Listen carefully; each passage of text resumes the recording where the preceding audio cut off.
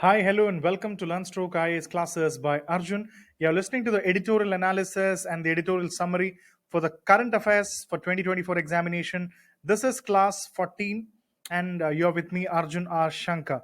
Let's go to the important editorials of the day and find out what are the important things that we have to learn. So the first important thing is regarding the law customs. So every day we usually see this news of Supreme Court interfering in many things, intervening in many things. It's not interfere, it's intervene. And you can see the recent one was regarding the same-sex marriage. You can see it was regarding the same-sex marriage. And what was the stand that Supreme Court took in this regard? And you can see that Supreme Court has failed to legalize. They have not legalized the important aspect of same-sex marriage. And what are the important aspects regarding that? It's very important from the perspective of GS paper 2, polity, law and governance. So let's quickly apply the IAS filter and get the most important points. Here we go. First is they failed to give a challenge. That means many people, according to the LGBTQ plus community, they believe that it's a very disappointing decision that they have taken. So the recent decision of Supreme Court is not to legalize. They failed to legalize same-sex marriages, which is seen as a significant setback for the queer community. It's called queer, or you can say queer, in this country. So you need to understand what is the concept of LGBTQ. It's actually Q plus, but you can see you can actually go into LearnStroke's YouTube channel and watch the shorts that we have created. What do you mean by LGBTQ? QQIP2SA. That's a good acronym expansion for all this. And in this, you can see one is questioning and another is queer or queer. What do you mean by that? Queer basically mean it's a group of people who do not identify with any sexual identity, gender identity, or heterosexual norms, sexuality, etc. They do not associate with any of this thing. So please find out. So this is also given an important concept of SMA, which is the Special Marriage Act, which allows any two people to marry.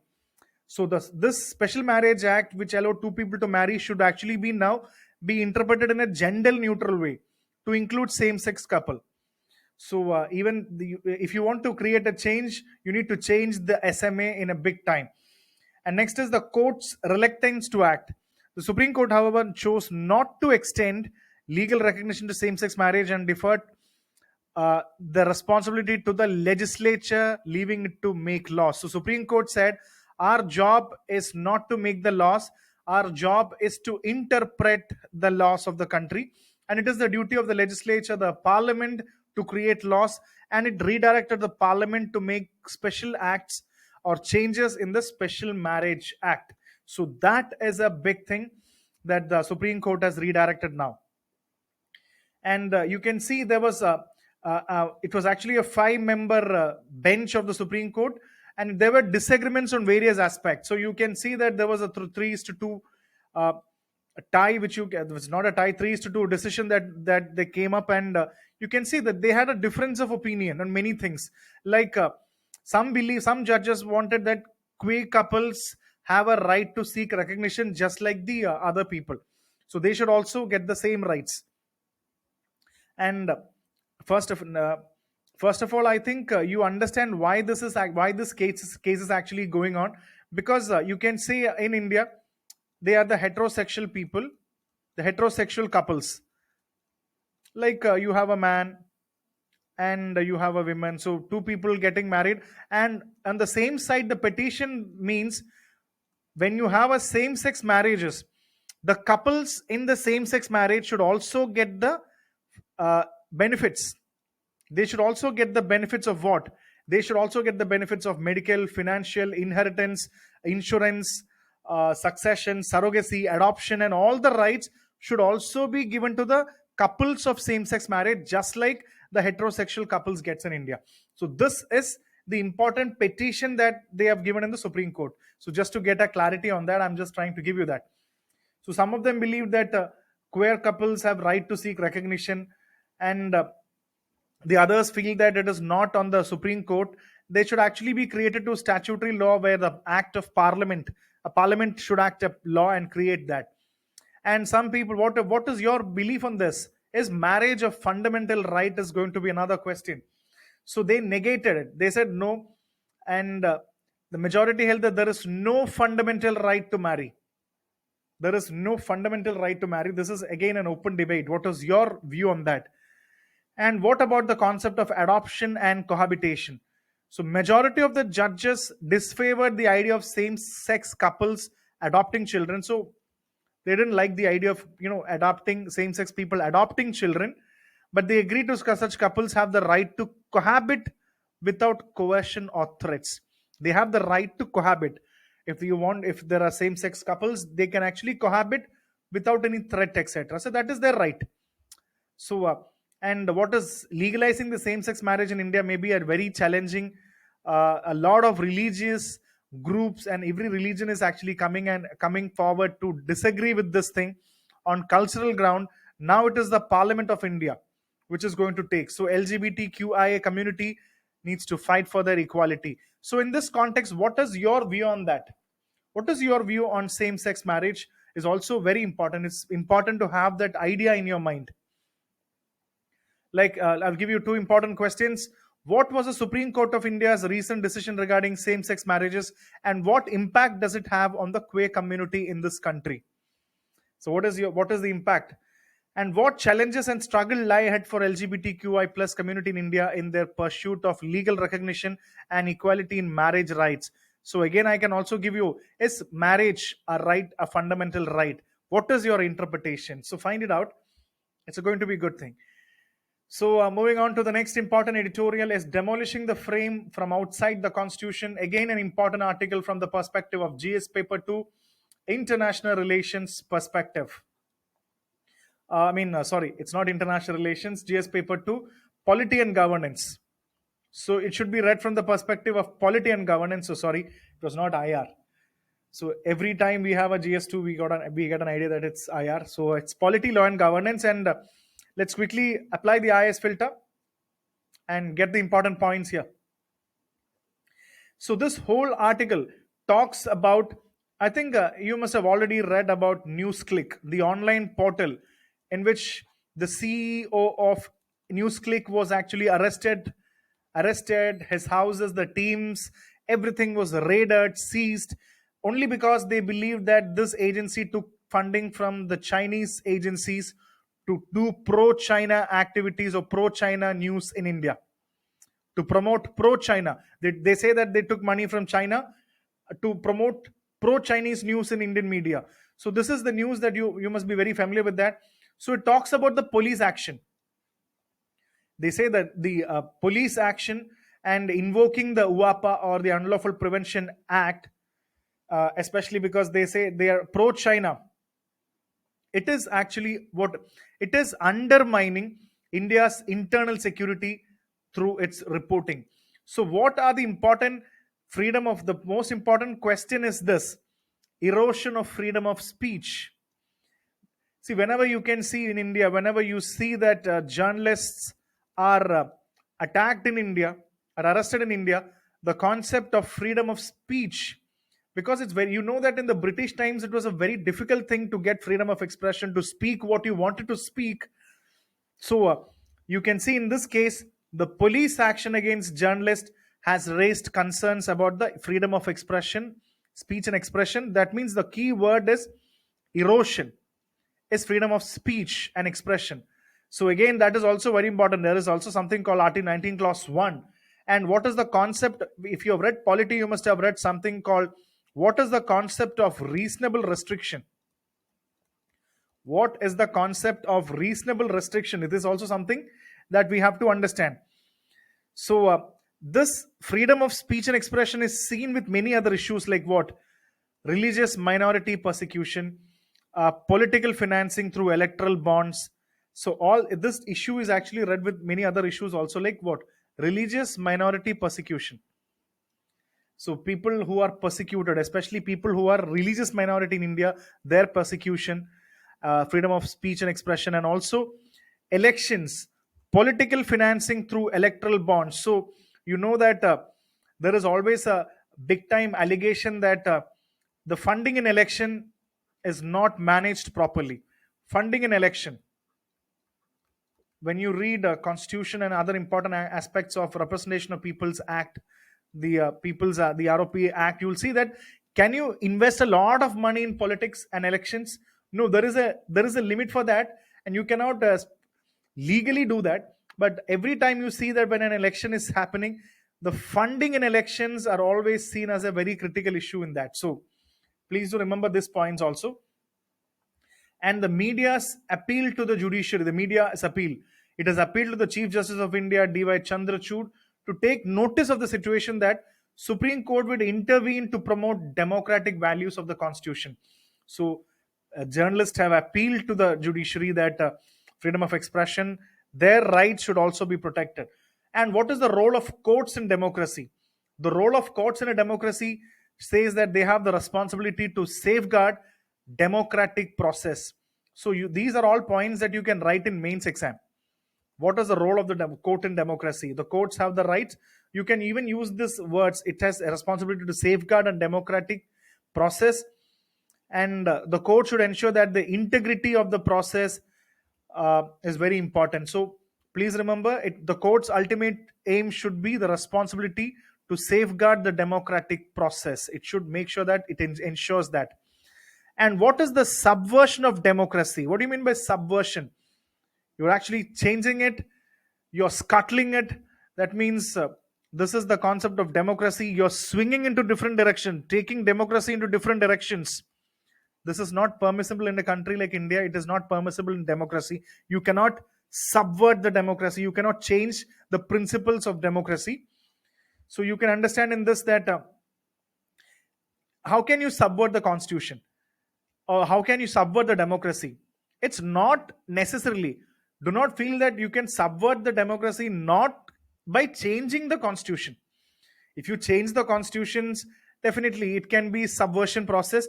But fundamental democratic conditions limiting freedom of speech. So they believe that it is not only changing the constitution, but if you do not give proper freedom of speech and expression to the media and to the people in this country, it can be a subversion of democracy. You can see in this picture, democracy should be in this with 0 degree. If it was actually tilting into different directions, it is subverted. You cannot change democracy. And what are the challenges for the court? The court must respond to the challenge by protecting democracy and its core values, to maintain its own identity and legitimacy. And again, it's these are all directives about the total article. So remember about safeguarding the democratic principles. That is the key concept that we have to discuss. So how are issues like religious minority persecution, changes in political financing, and limitation of freedom of speech collectively forming a concerning pattern in India's democracy? You can see that a lot of examples of religious minority persecution and political financing. You fund it politically, and freedom of expression. So how are these three problems going to change Indian democracy is something that we have to find out. So that was regarding that editorial. And next is moving on to centralized procurement as a cell. So this is very important from GS paper 2, regulatory mechanisms or the government action. It shows the government action. And also GS paper 2, health in India. It's regarding the health in India. So very good article from this health perspective. So let's understand what is the concept of centralized procurement. That is something that we have to understand. What do you mean by centralized procurement? Let's quickly understand. I apply the IAS filter. Move on with the important content here.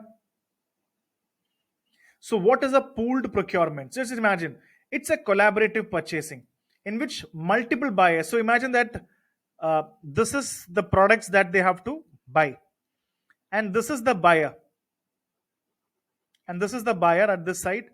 So a pooled procurement in which there are multiple buyers. It's not only them. There is another buyer here. And there is another buyer here. And another buyer. Next buyer. Next buyer. So they form a pool of buyers. This is a pool of buyers, and all of them want what? They all want products called X. So they all want a product called X. So pool, it's a collaborative purchasing in which multiple buyers, such as, who are the multiple buyers? Hospitals, government health schemes, organizations join together to procure goods and services, and they all buy together. So what is the importance of this? So this gives them a better price, very important, a very good pricing. When all of them take bulk orders, you get a better pricing, and you can negotiate well. It's not one person, it's so many people again, so you get a better price. And it leads to what? It leads to a lot of savings, and it leads to efficiency. So these are very important. When one person buys here, there is no negotiation power. So that is the concept of pooled procurement. I think you're getting this point. So in the context of healthcare, pooled procurement often refers to the joint purchasing of medical supplies. So it's the purchasing of medical supplies, pharmaceuticals, and other healthcare related items to reduce expenses, and stable supply of essential resources. So when you have a pooled system, what is the benefit? It will reduce the expense, it will have a stable supply of essential resources, and it's definitely going to be more efficiency. That is the key word. Efficiency is the word. So I think you got the idea of what is the pooled procurement, and let's understand the important points from the article. The concept of pool procurement, you can say multiple buyers, like yes, hospitals, yes, government health schemes, yes, they join together to purchase drugs in bulk. So this approach is compared to individual buyers negotiating with drug suppliers. So it's not good. It's important that you do it together. And what are the benefits of pooled procurement? You can say better prices, ensuring consistent quality, and also you can say a consistent supply. There is a negotiation, and it is used by many organization, corporate, hospital chains to get special discounts on pharmaceutical things. And let's also understand a case study. National Cancer Grid almost did this procurement, pooled procurement thing, which resulted in a saving of $13.2 billion. Just believe it or not, 13.2 billion. It's not dollars, 13.2 billion rupees. Just imagine how much have they got. So without for almost 40 drugs, without pooled procurement, the cost would have been 15.6 billion. So the total cost would have been 15.6 billion if they couldn't have done the pooled procurement. But when they did the pooled procurement, they saved around 13.2 billion. Otherwise, it would have cost around 15. So just imagine the savings. If it went the normal way, it would have been 15.6 billion. But when they pooled it, they saved 13.2 billion. So it's a substantial cost of savings. So very important. Please do understand the concept. And the government's inconsistent approach. This talk about the government of India is not consistently doing this pooled procurement process, such as you can say that like you can say the CGHS or Central Government Health Scheme, the Pradhan Mantri Jan Arogya Yojana, the PMJ, or Employee Statement Insurance Scheme. You can see that the government is not actively doing this pool procurement, and the government should consider centralized procurement for most of its drug purchases, leveraging the presence of pharmaceutical public sector company to set benchmark prices and ensure competitive pricing. So it's very important that government do this to get, one is to, we can have a benchmark pricing, and also you can get a very competitive pricing when you can leverage this idea. So it's a call for the government to accept it. And the quality assurance. In addition to the cost, the buyers club formed through pool procurement can ensure better drug quality also. So it's not only the savings, what about it is also increasing the drug quality by independently testing supplies rather than solely. So they can test it. The excessive dependence on drug regulators will be gone. We'll have to depend on a drug regulator to get the results. You can actually independently test this. When you are a group of people, you can independently test this message and say that it's not good. When it is not good, what happens is the buyers will not take it. So you do not have to depend on a drug regulator. That is a very important point. And what is the urgent need for implementation? So it's a powerful idea backed by a lot of evidence. It has the potential to reduce healthcare cost, optimize fund allocation, and availability of essential drugs in India. So it's a very, very good initiative. So what is the important questions? What is pooled procurement and how does it benefit the buyers such as hospitals and government health schemes in terms of drug pricing and quality? It's a good, easy question. You can actually go for the answers also. And moving on to the next important article is GS paper 3.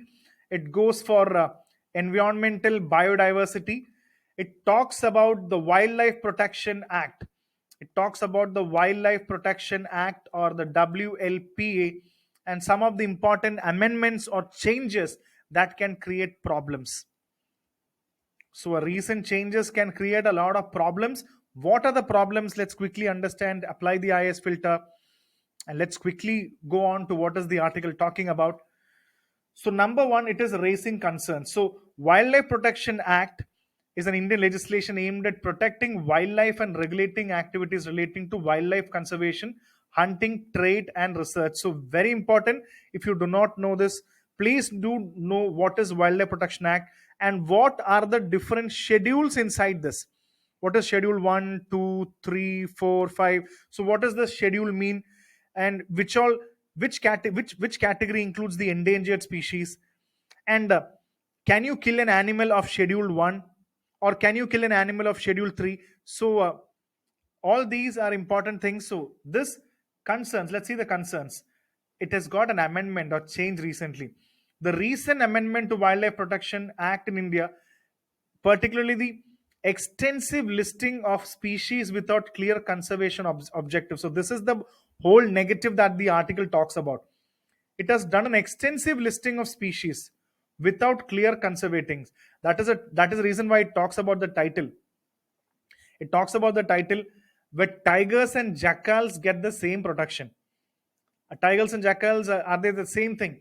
That is the reason why an extensive listing of species is not a good idea, is what the editorial says. And extensive species listing such as mammals, birds, other taxa presents challenges to conservation. So how can you list all these things and there is no clear conservation objective? So this is extensive listing is seen as a negative. And it also talks about the impact of people, like schedule 1 species which receive the highest protection can pose physical, mental, and economic harm to the people, especially in cases like conflict with crocodiles, leopards, and elephants. So this also talks about schedule 1 animal and the impact on the people. Even though they get the highest protection, they can be a big time problem for the people, especially the crocodiles, leopards, and elephants create big time problem on the people. So how are you going to address this problem? They get the highest protection, but what is the how do you feel that what is the level of destruction that this can cause to the humans? So this is again discussed in this article. And again it talks about another important thing as restrictions on traditional use. The act's restrictive view on hunting and traditional animal use is criticized. So in India, we have a history regarding that, and certain hunting of certain animals and traditional animal use is accepted in some cases and not accepted in some cases. But the new amendments of restricting the hunting and traditional animal use can create a big problem in the local livelihoods. So that is a part of their culture. So the article say that a restriction on hunting and traditional animal use can impact the local livelihood of people or the society that depends on them. So what is your view on that? And definitely it talks there is going to be an impact on research. The extensive species listing can hinder research. So they say that when you list a lot of birds, mammals, and other things without proper listing, this is extensive. When you do it an extensive listing, what happens is research on these animals are becoming a big problem. So all these are points. And next is balancing conservation and human welfare and research. The article talks about the need to address the concerns relating to conservations, like human lives and livelihood should be safeguarded, management action should align with ecological context of biology, balancing conservation with human welfare. So all these are important. It contains a lot of words.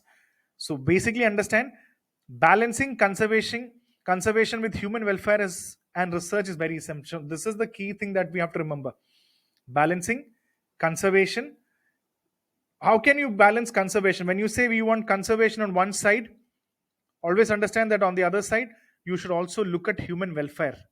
Human welfare. And at the same time, research should also be done. So please understand this important cycle. When you conserve, one side conserve, one is human welfare, and on the other side, research.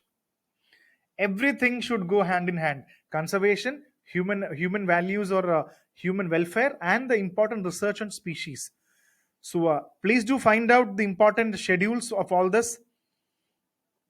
Let's do. How does the extensive listing of species in Act means you can say Wildlife Protection, WLPA, create challenges for conservation and prioritize species protection?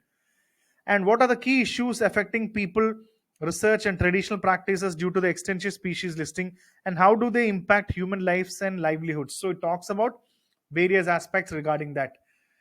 So that is this article. And let's quickly move on to the last article of this class. It's regarding the representation of OBC, the other backward communities in HEI. So let's read it from the perspective of GS paper 2, education. Let's learn it from the perspective of GS paper 2, education. So what it's a statistical article. Let's apply the IAS filter. So I'm just trying to give the most 3 or 4 important points regarding this. Okay, so you know that one thing that the article wants to tell you is that you say that this is a seat. This is a seat, and this is the reserved seat in central universities or higher education institutes like IIT, or you can say even say JNU or other international central universities. You see that these seats are reserved for the OBC, but we see that majority of the seats that you talk about, the seats that you see, are not filled with OBC category students. Again, that is regarding a big concern. Why is it not filled? Are they not getting the quality or the criteria or the capacity to go and fill this? So let's understand. It talks about various data. I'm not putting the data here, just trying to give you the summary of the editorial. The interpretation of data on the recruitment of professors from other backward classes or community in higher education is actually discussed in this article. And you can say that it considers OBC reservation policies and career advancement scheme, or CAS. What is career advancement scheme? And you can see that it actually the data compares between April 1 2020 to March 31 2023. And what is the data involved in this? So let's understand the most important things from this editorial. And the data clearly see that the key word is time. The time it will take for the percentage of OBC professors, associate professors, and assistant professors to reach the constitutionally mandated 27% reservation in the education institutions. So is the 27% of seats filled by OBCs in India? So this is a very important thought that you should see. Why, if it is not filled, why is it not filled? What are the important things that we should actually be doing it? So if we say that there should be a progress towards reservation. It concludes that estimating the time it will take for the percentage of OBC professors, it may take several years to achieve this goal. It believes that it is going to take several years in achieving this 27% of reservation, to fill the 27% of reservation in higher education institution. Why is this happening? What is the reason why this is happening should also be understood. So I think these are the most important articles, and we have come to the end of the class. And please do subscribe our channel, LearnStroke IAS classes by Arjun, and please do share it with your friends. And let's see for the next session tomorrow. Take care and keep preparing well.